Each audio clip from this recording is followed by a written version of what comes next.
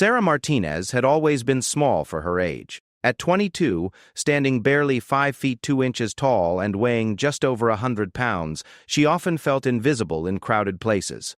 Her dark hair was usually pulled back in a simple ponytail, and her clothes were modest and practical rather than fashionable. She worked the evening shift at Murphy's Diner, a rundown establishment on the outskirts of town where truckers and night workers grabbed quick meals and endless cups of coffee. The diner wasn't much to look at from the outside. Its neon sign flickered intermittently, casting an unsteady red glow across the cracked parking lot. Inside, the vinyl booths were patched with duct tape, and the linoleum floor showed years of wear. But Sarah took pride in her work, no matter how humble it might seem to others. She memorized regular customers' orders, always had a pot of fresh coffee ready, and never complained about the long hours or difficult customers. Sarah had grown up in foster care after her parents died in a car accident when she was 8. She'd bounced between homes, never staying anywhere long enough to form lasting relationships.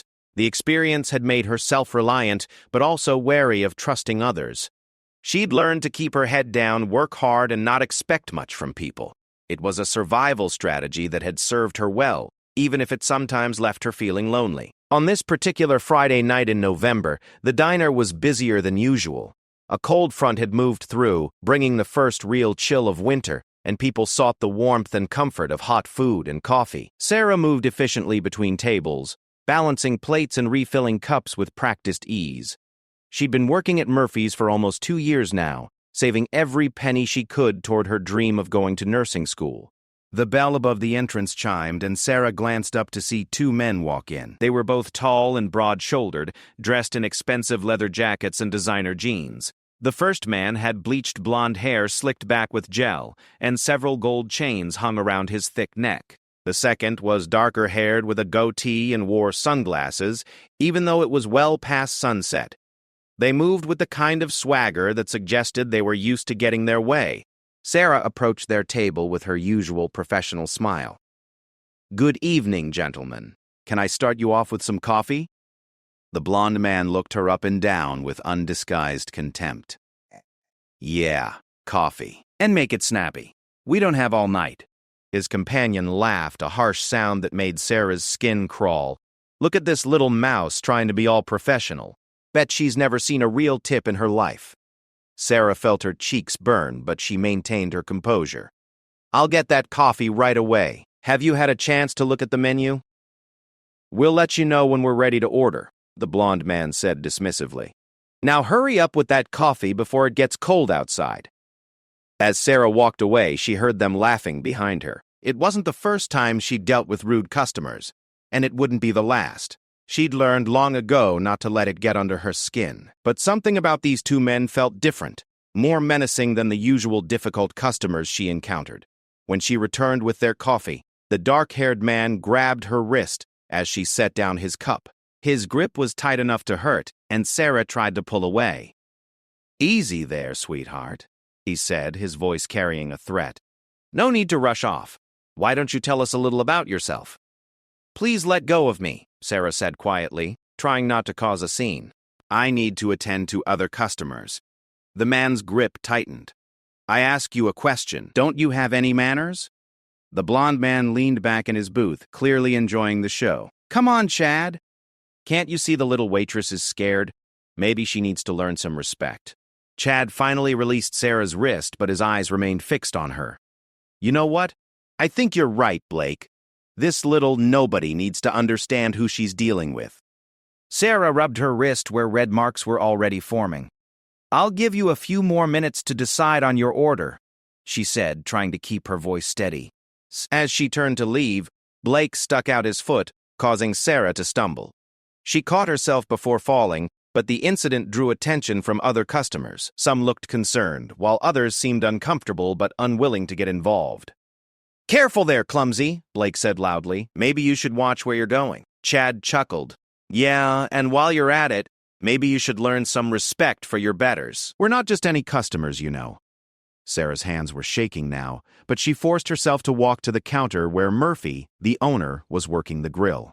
Murphy was a decent man in his 60s, but he was also small and frail, and Sarah knew he couldn't help her deal with these men even if he wanted to. "Everything okay, Sarah?" Murphy asked quietly, flipping a burger. I'm fine, she lied. Just some difficult customers.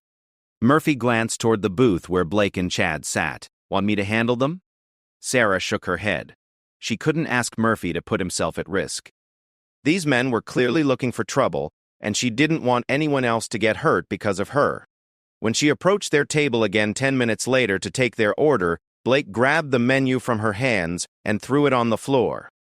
Oops, he said with mock innocence. Looks like you dropped something. Better pick it up. Eh? Sarah bent to retrieve the menu, and as she did, Chad made a crude comment about her appearance that made her face burn with humiliation. When she straightened up, both men were grinning at her discomfort. You know what I think? Blake said, loud enough for half the diner to hear. I think this little nobody needs to show us some proper respect. Maybe she should get down on her knees and apologize for being so clumsy and rude. Sarah's heart was pounding. I haven't been rude to you. I'm just trying to do my job. Your job? Chad laughed. Your job is to serve us, and that means showing respect. So what do you say? Ready to get down on those knees? The diner had gone quiet. Other customers were watching, but no one seemed willing to intervene. Sarah felt completely alone, trapped between these two bullies and her own need to keep her job. I'm not going to kneel, she said quietly but firmly. Blake's expression darkened. What did you just say? I said I'm not going to kneel. I haven't done anything wrong. Chad stood up slowly, his full height and bulk suddenly intimidating. Oh, I think you have. I think you've been very rude and disrespectful, and now you're going to pay for it. Sarah took a step back, but Blake moved to block her path. They had her cornered between their table and the wall, and no one in the diner seemed willing to help. Last chance, Blake said. Kneel down and apologize, and maybe we'll leave you alone. Otherwise, things are going to get very unpleasant for you. Sarah's mind raced. She could feel the eyes of every person in the diner on her. Some looked sympathetic, others seemed entertained by the drama. But none of them were going to help her. She was on her own, just like she'd always been. I won't kneel, she repeated, her voice barely above a whisper but carrying absolute conviction. Chad's face flushed red with anger. You arrogant little bee. You think you're too good for us? We'll see about that. He reached out to grab her, but Sarah ducked under his arm and tried to run. Blake caught her easily, his big hands gripping her shoulders and pushing her back toward their table. Going somewhere, he sneered. The fun's just getting started. That's when she saw him. A man sitting alone in the corner booth, someone she hadn't noticed before. He was unremarkable at first glance, medium height and build, wearing a simple gray sweater and jeans. His dark hair was neatly trimmed, and his face was calm, almost expressionless. But his eyes were different. They were alert, intelligent, and now they were focused entirely on the scene unfolding before him. The man set down his coffee cup with deliberate precision and stood up. His movement was fluid, controlled, like a predator rising from rest. As he approached, Sarah noticed the way he carried himself, with perfect posture and a confidence that seemed to come from deep within. Gentlemen, the man said quietly, his voice carrying easily across the suddenly silent diner. I think the lady asked you to leave her alone. Chad whirled around, still gripping Sarah's arm. Who the hell are you? This is none of your business. The stranger's eyes never left Chad's face. I'm making it my business. Let her go. Blake laughed, but it sounded forced now. Look, hero, there are two of us and one of you. Maybe you should mind your own business and sit back down. The man took another step closer. There was something about his stillness, his complete lack of fear, that made both Blake and Chad hesitate. Let her go, he repeated, and there was steel in his quiet voice now. Chad's grip on Sarah's arm tightened. Or what? What are you going to do about it? The stranger smiled then, but it wasn't a pleasant expression. It was the smile of someone who had seen violence and was completely comfortable with it. You really don't want to find out, he said. For a moment, the entire diner held its breath. The confrontation hung in the air like a blade waiting to fall. Sarah could feel the tension radiating from all three men, could sense that something terrible was about to happen. Then, Chad made his mistake. Instead of backing down, instead of walking away and diffusing the situation, he let his ego get the better of him. He shoved Sarah roughly to one side and stepped toward the stranger. "You want to be a hero?" Chad snarled. "Then let's see what you've got." He swung a wild haymaker at the stranger's head, putting all his weight behind the punch. But the man wasn't there anymore. He'd moved with lightning speed, stepping inside Chad's swing and driving his elbow into Chad's solar plexus. Chad doubled over, gasping for air, and the stranger's knee came up to meet his descending face. The sound of the impact was sickening. Chad collapsed to the floor, blood streaming from his broken nose, unconscious before he hit the ground. Blake stared in shock for a split second, then reached inside his leather jacket. Sarah saw the glint of metal and realized he was going for a weapon. "Gun!" she shouted. But the stranger was already moving. He closed the distance between himself and Blake in 2 quick steps, his hand shooting out to grab Blake's wrist before the pistol could clear the jacket. Sarah heard the snap of breaking bone and Blake screamed as the gun clattered across the floor. The stranger spun Blake around and drove him face first into the wall. Blake's struggles ceased immediately and he slumped to the floor next to his unconscious partner. The entire fight had lasted less than 10 seconds. The diner erupted in noise as customers began talking all at once, some pulling out phones to call the police, others simply staring in amazement at the 2 men lying motionless on the floor. Sarah stood frozen, her hand pressed to her mouth, unable to believe what she had just witnessed. The stranger turned to her, and she saw that his breathing was completely normal, as if he'd just finished a casual conversation rather than a violent confrontation. "Are you hurt?" he asked gently. Sarah shook her head, unable to find her voice. "Good," he said. "Why don't you sit down for a minute? You've had quite a shock." Murphy appeared at Sarah's side, his face pale but filled with admiration. "Miss, are you okay? Should I call an ambulance?" "I'm fine," Sarah managed to whisper. "I think." The stranger was already moving, checking on the 2 unconscious men. He felt for pulses, examined their injuries with the efficient manner of someone with medical training. "They'll both be fine," he announced to the diner at large. "Bruised and embarrassed, but fine." Police sirens wailed in the distance, growing closer. Someone had called 910, and help was on the way. But Sarah found herself looking at the quiet stranger who had stepped in when no one else would, wondering who he was and why he had risked himself for someone he didn't even know. As if sensing her gaze, the man looked up and met her eyes. His expression was kind now, gentle in a way that contrasted sharply with the controlled violence she had just witnessed. "What's your name?" he asked. "Sarah," she said softly. "Sarah Martinez." "I'm David," he replied. "David Kane. And I'm sorry you had to go through that." The police arrived then, along with paramedics who began examining the 2 unconscious men. Detective Rodriguez, a veteran officer Sarah recognized from previous visits to the diner, took charge of the scene. "Okay, what happened here?" Rodriguez asked, looking around at the crowd of witnesses. Multiple voices began talking at once, each person eager to tell their version of events. Sarah listened in amazement, as customer after customer praised David's actions, describing how he had stepped in to protect her when no one else would. "Those 2 were harassing the waitress," said an elderly woman from booth 3, making her life miserable, demanding she kneel down and apologize to them. It was disgraceful. "The big one grabbed her," added a trucker who had been eating pie at the counter. "Wouldn't let go when she asked him to. Then, when this gentleman asked them to leave her alone, they attacked him first." Detective Rodriguez nodded, taking notes. "Anyone see weapons?" "The dark-haired one went for a gun," Murphy said, "right there on the floor. This gentleman here disarmed him before he could use it." Rodriguez looked at David with new interest. "You military, son?" "Navy," David replied simply. "SEAL Team 6. Sarah felt her heart skip a beat. A Navy SEAL. That explained the calm confidence, the lightning-fast reflexes, the way he had handled 2 larger men without breaking a sweat. "Well, that explains a lot," Rodriguez said with a slight smile. "Looks like these 2 picked the wrong night to cause trouble." As the paramedics loaded Blake and Chad onto stretchers, both men slowly regaining consciousness, Rodriguez finished taking statements from witnesses. The story was consistent from every angle. The 2 men had harassed and threatened Sarah, then attacked David when he intervened to protect her. "Self-defense, clear and simple," Rodriguez concluded. plus assault charges against both suspects for their treatment of Miss Martinez. They'll be spending some time in jail once they're released from the hospital.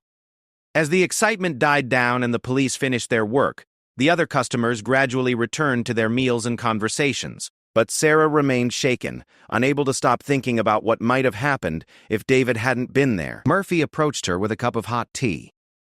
"Why don't you take a break, honey? Go sit down for a while." Sarah nodded gratefully and made her way to the counter where David was finishing his interrupted dinner. He looked up as she approached. "How are you feeling?" he asked. "I don't know," Sarah admitted. "Scared, I think, and grateful. If you hadn't been here, but I was here," David said gently. "And you're safe now. That's what matters." Sarah studied his face, looking for some clue about who this man really was. "Why did you help me? You could have been hurt." David was quiet for a moment, stirring his coffee thoughtfully. "I've spent most of my adult life in places where the strong prey on the weak," he said finally. "Where bullies think they can do whatever they want to people who can't fight back. I suppose I've developed an allergy to that kind of behavior." "Are you really a Navy SEAL?" "Was," David corrected. "I'm retired now, trying to figure out what comes next." Sarah felt a surge of curiosity about this quiet, dangerous man who had stepped into her life so unexpectedly. But before she could ask any more questions, Detective Rodriguez approached with a business card. "Miss Martinez, if you think of anything else about tonight, give me a call," he said. "And don't worry about those two. They'll be facing serious charges, and with all the witnesses we have, they won't be bothering you again." After Rodriguez left, Sarah found herself alone with David in the now quiet diner. Most of the other customers had left, and Murphy was in the kitchen cleaning up. The normal sounds of the night seemed muffled, as if the violence of earlier had created a bubble of stillness around them. "I should get back to work," Sarah said, though she made no move to leave. "When do you get off?" David asked. "Not until 2 in the morning.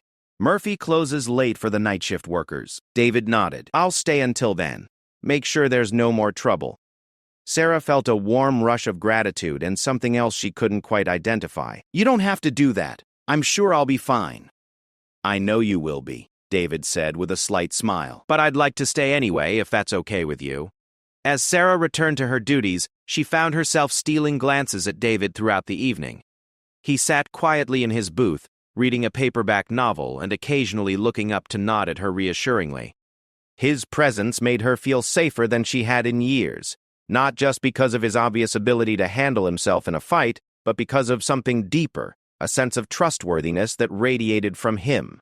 When 2 o'clock finally arrived and Murphy locked the front door, Sarah realized the evening had passed more quickly than usual despite everything that had happened, or perhaps because of it. The excitement and fear had given way to a strange sense of anticipation, as if something important was beginning. David walked her to her car, an old Honda Civic that had seen better days. The parking lot was empty now except for their 2 vehicles, his a newer pickup truck that somehow suited him perfectly. "Thank you," Sarah said as she unlocked her car door, "for everything. I don't know what would have happened if—" "Don't think about that," David said gently. "It's over now." Sarah hesitated, key in hand. "Will I see you again?" David smiled, the first genuinely warm expression she had seen from him all evening. "I'd like that, if you'd like it too." "I would," Sarah said quickly, then blushed at her eagerness. "I'll come by tomorrow night then, same time." As Sarah drove home to her small apartment, she found herself replaying every moment of the evening. The fear and humiliation of dealing with Blake and Chad seemed distant now, overshadowed by her memory of David's quiet strength and unexpected kindness. She had lived her entire adult life expecting very little from people, protecting herself by keeping her expectations low. But something about David made her want to hope for more, to believe that maybe, just maybe, good things could happen to people like her. As she fell asleep that night, Sarah's last thought was of David's promise to return the next evening. For the first time in longer than she could remember, she was actually looking forward to going to work. True to his word, David appeared at Murphy's diner the following evening just as Sarah was starting her shift. She felt her heart skip when she saw him walk through the door, and she had to remind herself to act professionally, even though her pulse quickened. He chose the same corner booth as the night before, ordered coffee and a slice of apple pie, and settled in with another paperback book. The difference in atmosphere was striking. Word had already spread through the neighborhood about the previous night's incident, and several regular customers approached David throughout the evening to thank him or simply shake his hand. Sarah noticed how uncomfortable he seemed with the attention, always deflecting praise and changing the subject as quickly as possible.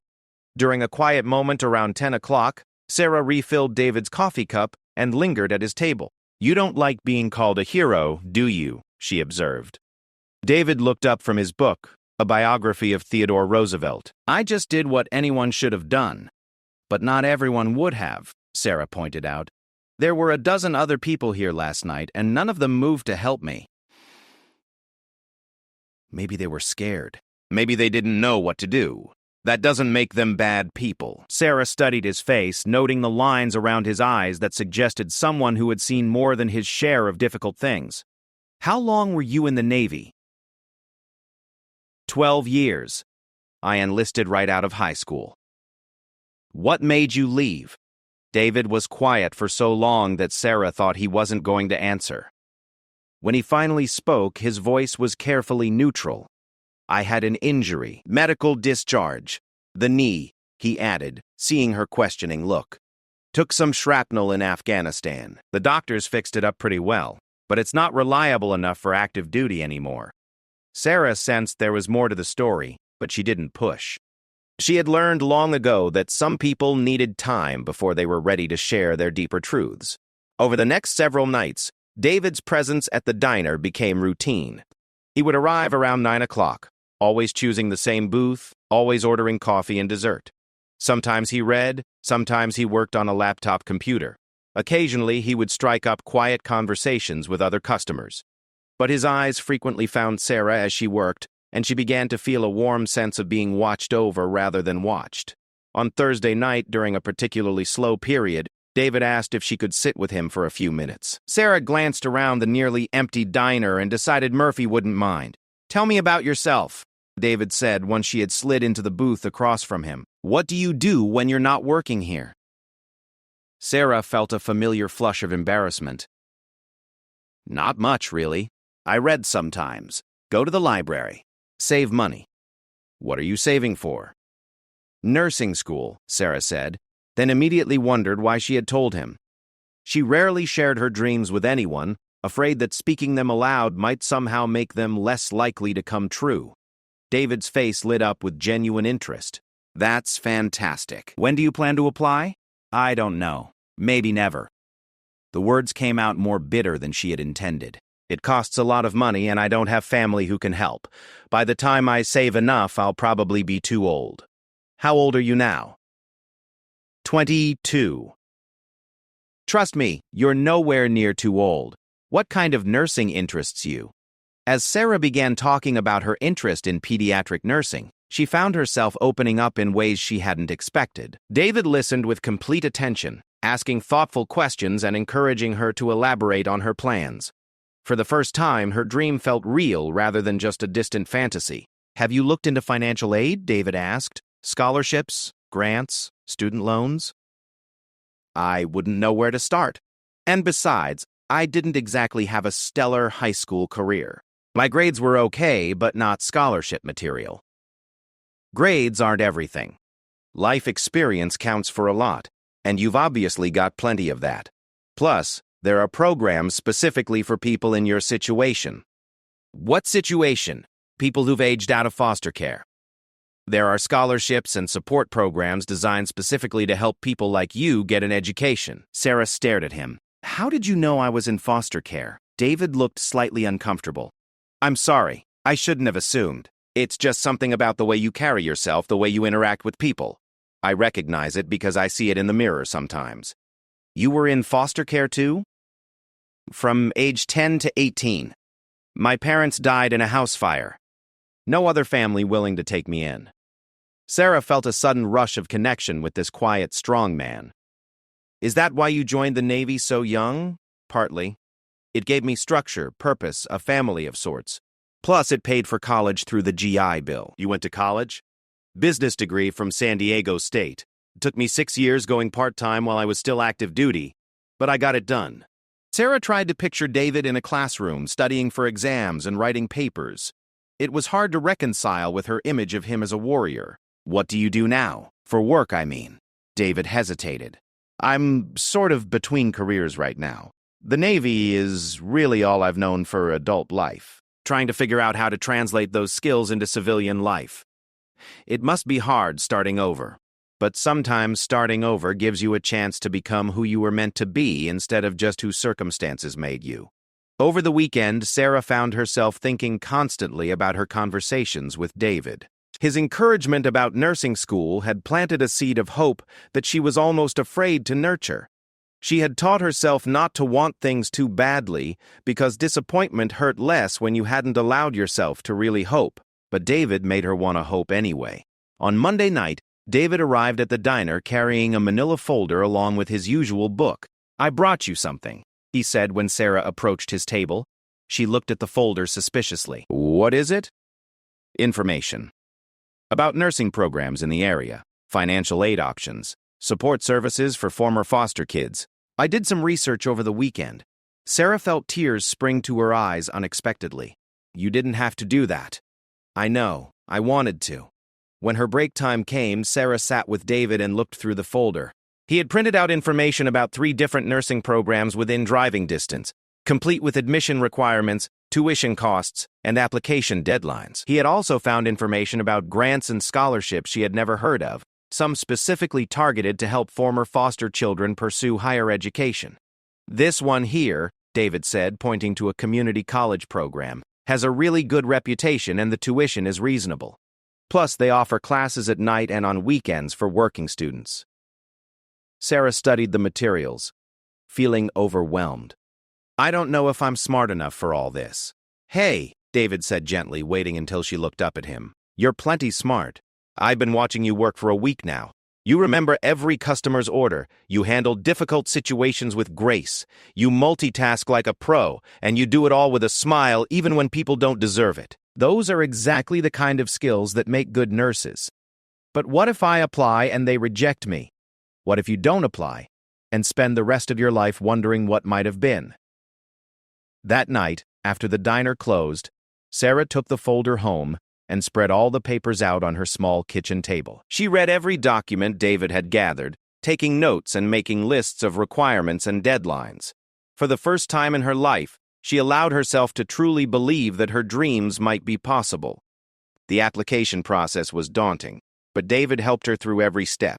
He proofread her personal statement, helped her request transcripts from her high school, and even drove her to the college campus for a tour. Sarah had been nervous about visiting the school, afraid she would feel out of place among all the traditional students. But David's presence gave her confidence. You belong here just as much as anyone else, he told her as they walked across the campus. Don't let anyone make you think otherwise. As they waited for her application to be processed, Sarah and David's friendship deepened. He began arriving at the diner earlier, staying later, and their conversations ranged from books they had read to places they wanted to travel. Sarah learned that David was an accomplished photographer who had documented his travels during his military service. He showed her pictures on his phone of sunsets in Iraq, mountains in Afghanistan, and street scenes from a dozen different countries. These are incredible, Sarah said, scrolling through the images. You have a real eye for this. David shrugged, but she could tell he was pleased by the compliment. It's just a hobby. Maybe it could be more than that. Have you ever thought about doing it professionally? I've thought about it. There's actually a pretty good market for freelance photography these days, especially with social media and online marketing. But it's a big risk to jump into something like that without a steady income. Sometimes the biggest risks lead to the biggest rewards, Sarah said, unconsciously echoing something he had told her about nursing school. David smiled. Touché. One evening in early December, Sarah received a phone call at work that made her hands shake so badly she could barely hold the receiver. When she hung up, she walked over to David's booth in a daze. I got in, she said quietly. David looked up from his laptop. Got in where? Nursing school. They accepted my application. I start in January.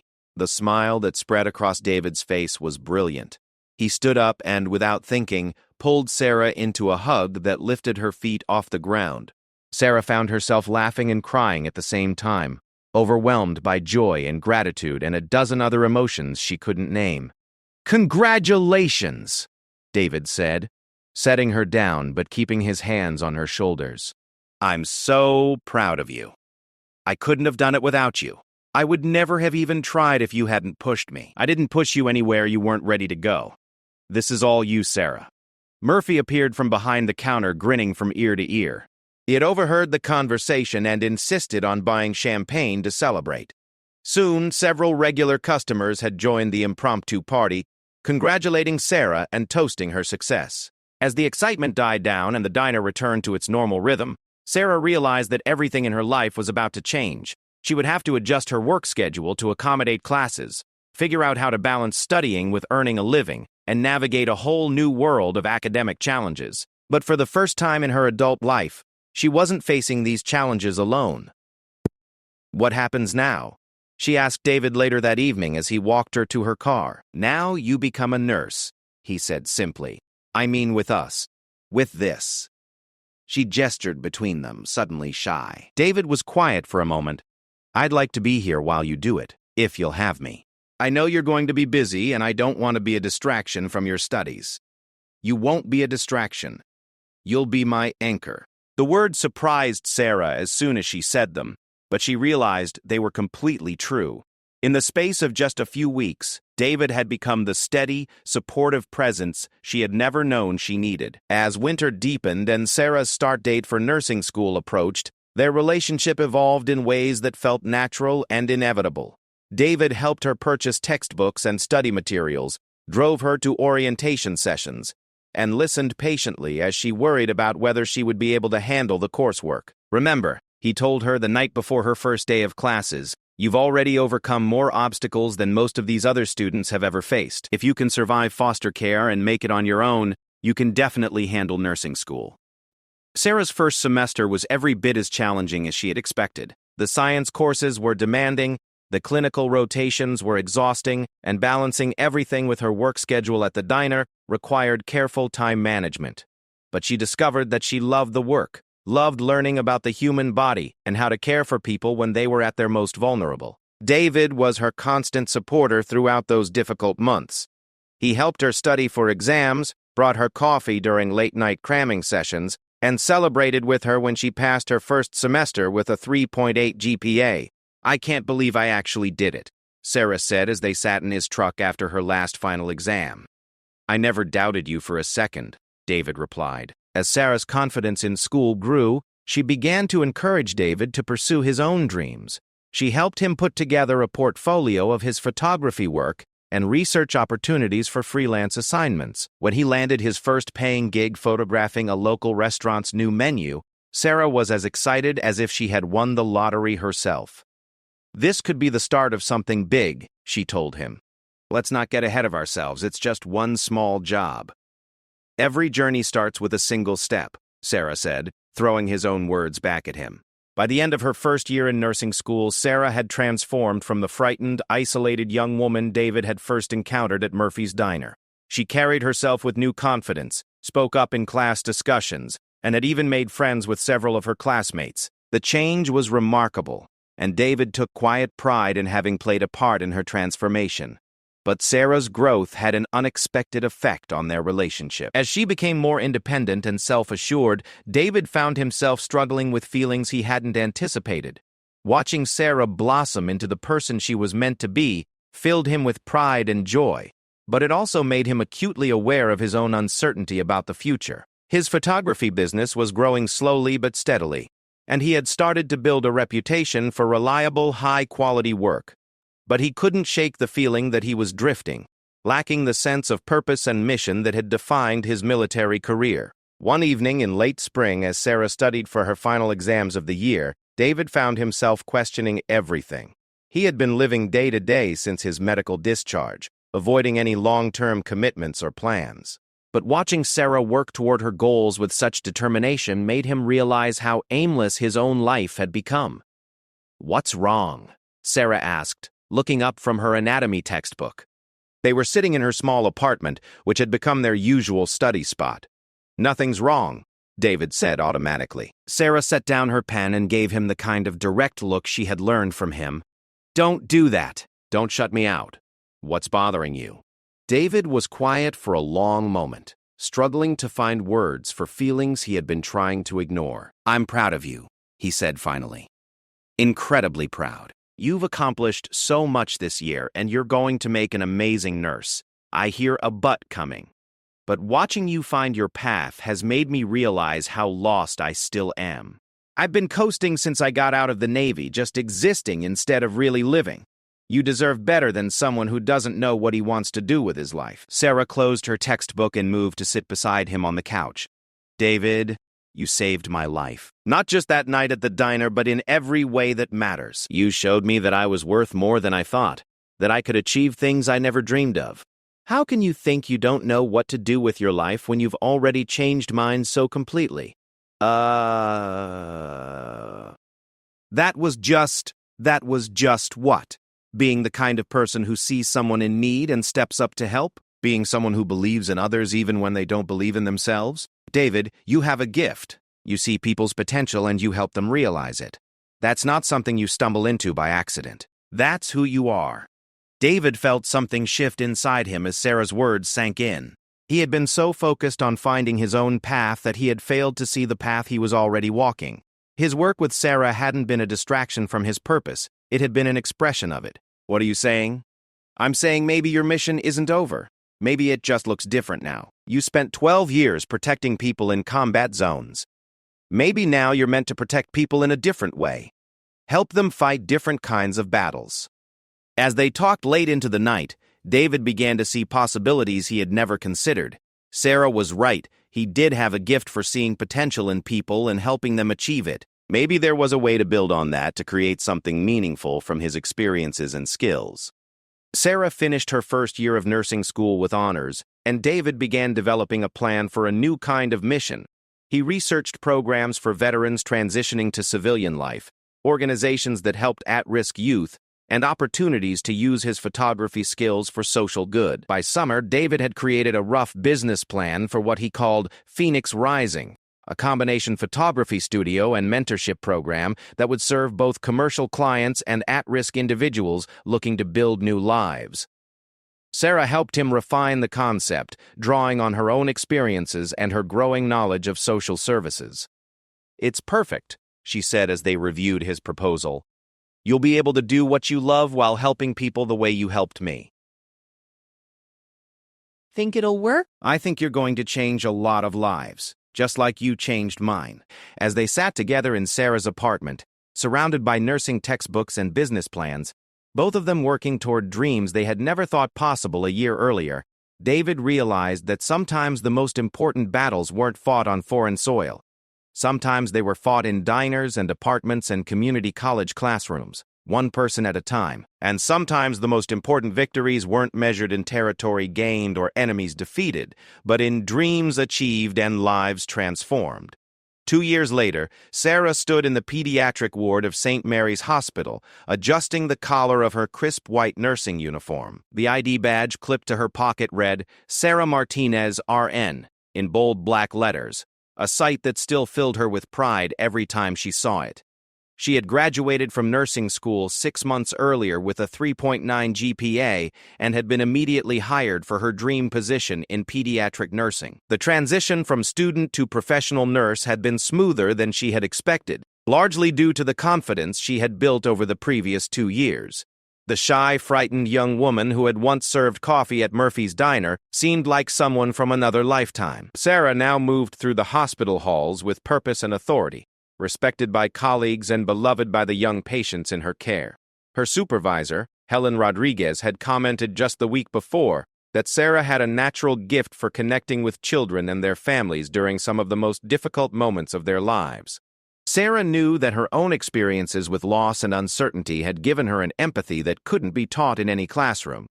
As she checked on her patients during the morning rounds, Sarah's thoughts drifted to David. His business, Phoenix Rising, had grown beyond their wildest expectations. What had started as a small photography studio with a mentorship component had evolved into a comprehensive program that served veterans, former foster children, and other at-risk individuals throughout the region. David had secured grants from several foundations, partnered with local colleges and vocational schools, and hired a small staff of counselors and instructors. The photography studio provided steady commercial income, while the mentorship programs operated as a nonprofit. Sarah served on the board of directors and helped with intake interviews for new participants. Just last month, they had celebrated their 50th success story, a young veteran who had overcome addiction and homelessness to become a certified electrician. David never took credit for these transformations, always insisting that people save themselves. But Sarah knew better. She had watched him work with dozens of individuals over the past year, seeing the same patience and belief he had shown her reflected in every interaction. "Sarah, we've got an incoming trauma in room 7, called Dr. Jennifer Walsh, the pediatric emergency physician. 8-year-old girl, possible internal injuries from a car accident. Family is on the way." Sarah immediately shifted into professional mode, gathering supplies and preparing the room. These moments were the most challenging part of her job, caring for critically injured children while supporting families in crisis. But they were also the moments when she felt most connected to her purpose. The ambulance arrived 20 minutes later, and Sarah watched as the paramedics wheeled in a small girl with dark hair and eyes that reminded her achingly of herself at that age. The child was unconscious, connected to monitors and IVs, but her vital signs were stable. "Parents are right behind us," one of the paramedics reported. "They're pretty shaken up but physically unharmed." As the medical team worked to assess and stabilize the little girl, Sarah heard commotion in the hallway. Through the doorway, she could see a man and woman rushing toward the emergency department, their faces etched with terror and desperation. "Where is she?" the woman was saying. "Where's our daughter? Please, someone tell us she's going to be okay." Sarah stepped into the hallway to intercept them before they could burst into the trauma room. "Are you Emma's parents?" The woman nodded frantically. Yes. I'm Lisa Chen. This is my husband, Michael. Please tell us Emma's going to be all right." Sarah guided them to a small consultation room adjacent to the trauma bay. "The doctors are examining Emma right now. She's stable, which is a very good sign. I know this is terrifying, but I need you to take a deep breath and let me explain what's happening." Over the next hour, Sarah stayed with the Chen family as doctors ran tests and evaluated Emma's injuries. She explained each procedure, answered their questions, and provided the steady, compassionate presence she had learned was often as important as any medical intervention. Emma had suffered a concussion and some internal bruising, but no life-threatening injuries. She would need to stay in the hospital for observation for a few days, but the prognosis was excellent.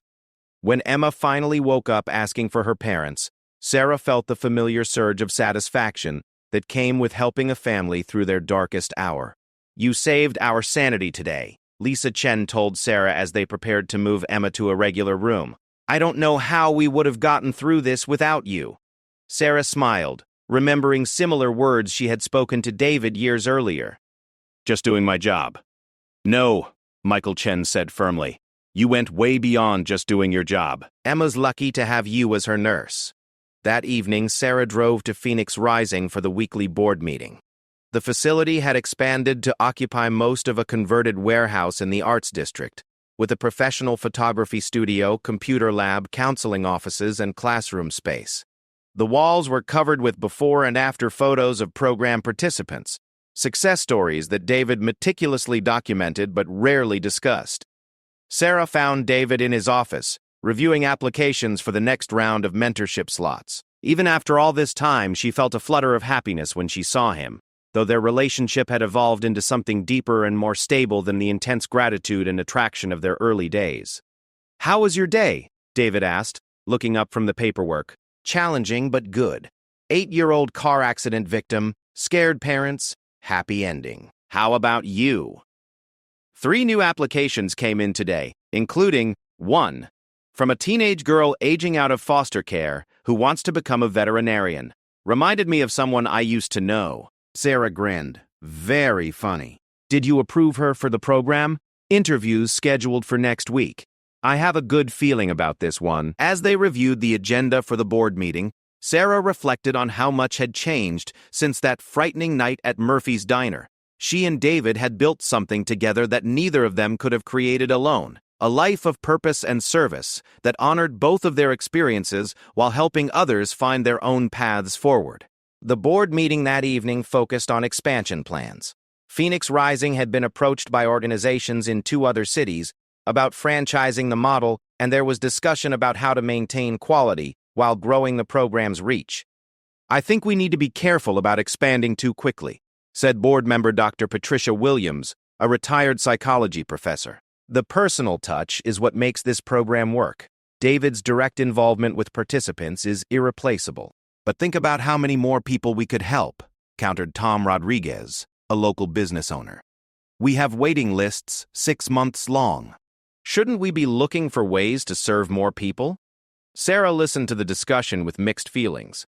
Part of her was excited about the possibility of helping Phoenix Rising reach more people, but she also understood Dr. Williams' concerns about maintaining the program's essential character. "What do you think, David?" she asked. David was quiet for a moment, considering. "I think we need to remember why we started this. It wasn't to build a big organization or make a name for ourselves.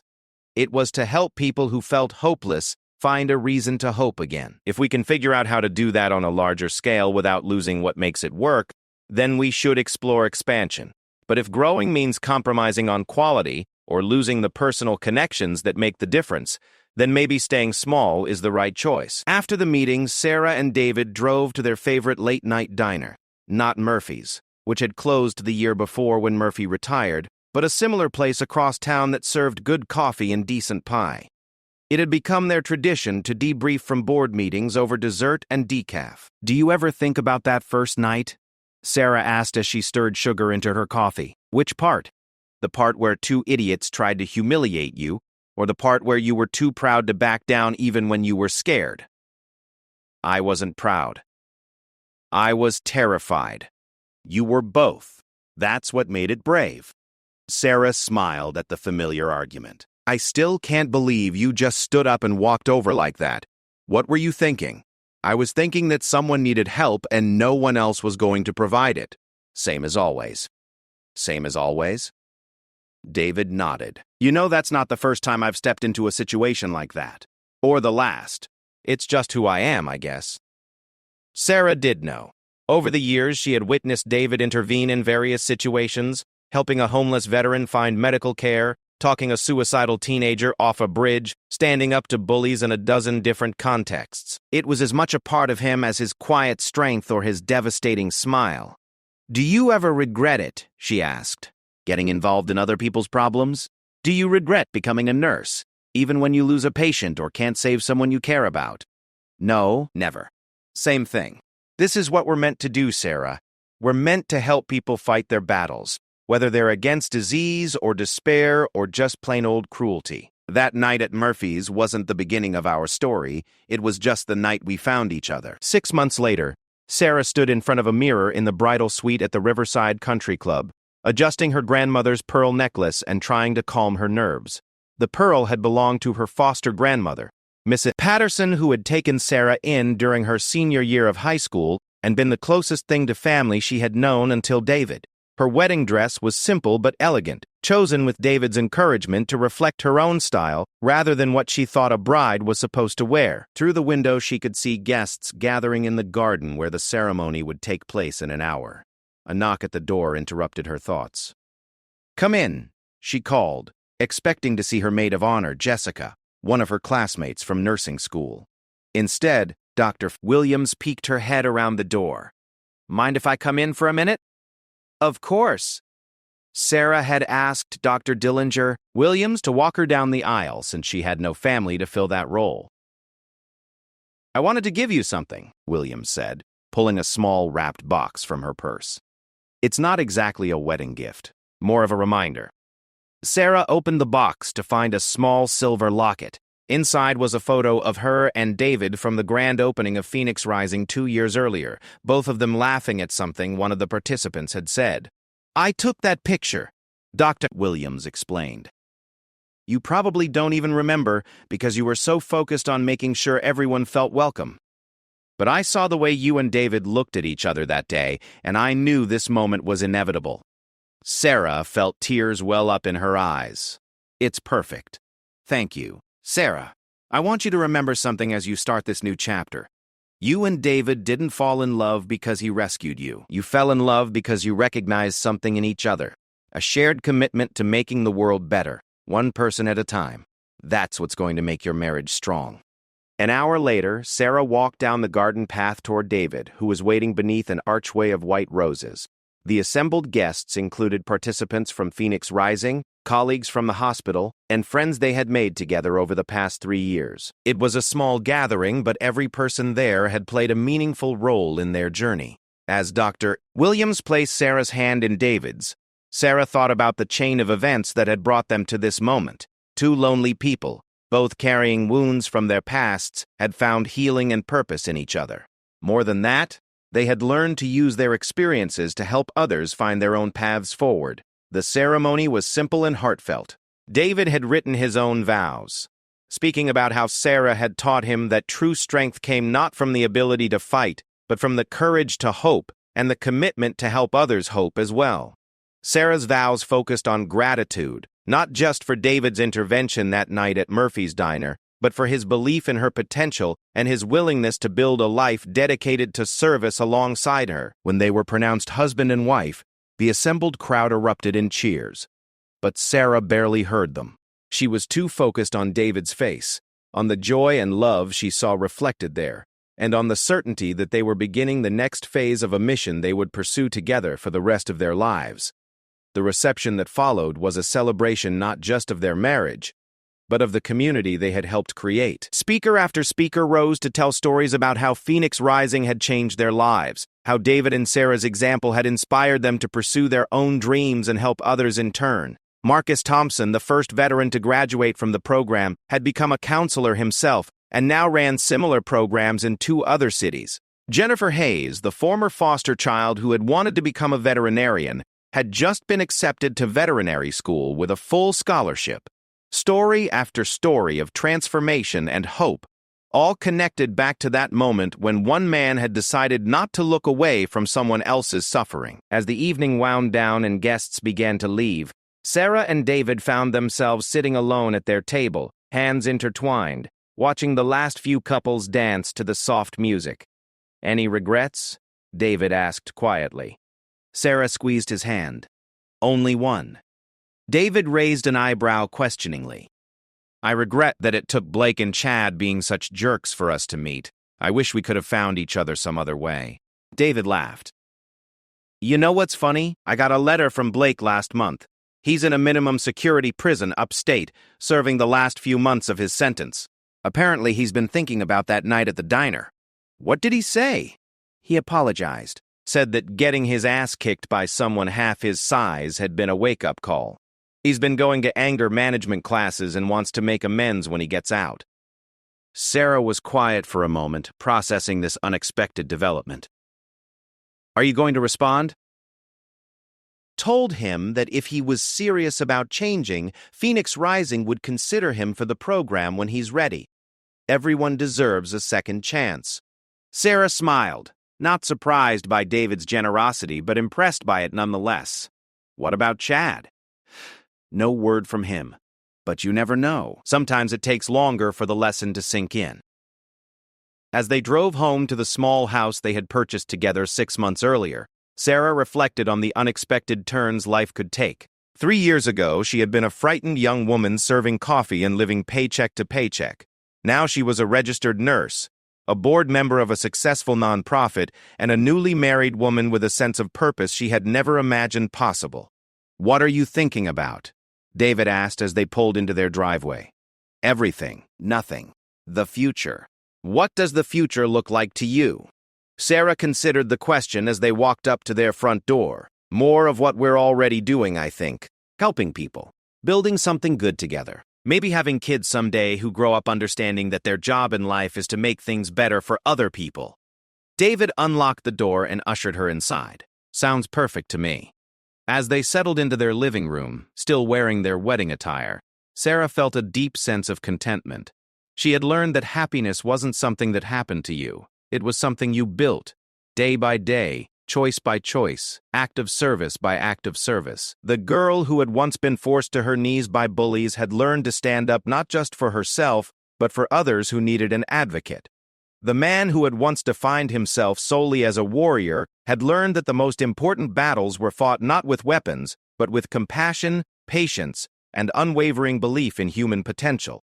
Together, they had created something beautiful from the ashes of their individual struggles, and tomorrow they would continue the work of helping others do the same, one person at a time, one story at a time, one moment of courage at a time. Outside their window, the city slept peacefully, unaware that two of its guardian angels were planning their next mission.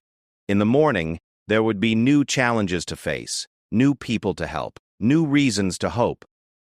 But tonight, Sarah and David Martinez Caney held each other close and dreamed of all the lives they had yet to change, all the stories yet to be written, all the battles yet to be won, through the simple act of refusing to look away when someone needed help.